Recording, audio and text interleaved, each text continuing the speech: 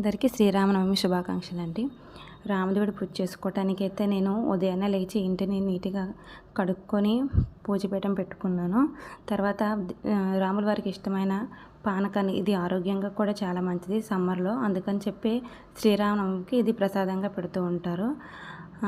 బెల్లము వాటర్ వేసి బాగా కలుపుకోవాలి వాటరు. తర్వాత వడపప్పు ప్రసాదంకి పెట్టుకున్నాను. ఇటువైపు దేవుడి పూజ కోసం కూడా ఒక్కొక్కటిగా అమరుస్తున్నాను. ఇది మా పైన పూజ గది.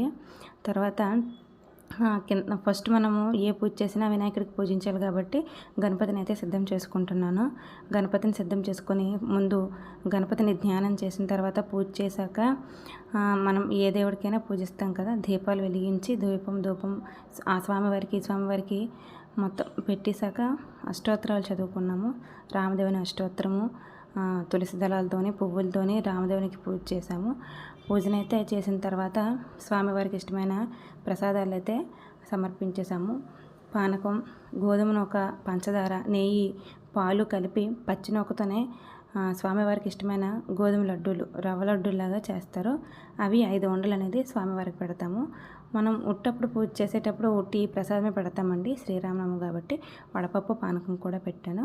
స్వామివారికి ప్రసాదాన్ని నివేదించి తర్వాత హారతి కూడా ఇచ్చేసాము. హారతి ఇచ్చేసి పిల్లలందరూ చక్కగా పూజ చేశారు. సెలవు కదా, మా పిల్లలు వాళ్ళ ఫ్రెండ్స్ అందరూ చక్కగా కూర్చొని పూజ చేశారు. మా ఊర్లో అందరూ బాగానే చేసుకుంటారు శ్రీరామనవమి. తర్వాత ఈ పూజ అయిపోయాక మేము గుడికి వెళ్ళాము. మా ఊర్లో సీతారాముల వారి రామానందమయ్య గుడికి వెళ్ళి అక్కడ దేవుడు కళ్యాణం చేస్తారు కదా, కళ్యాణంకి అయితే అందలేదు కానీ కళ్యాణం చూసేసాము.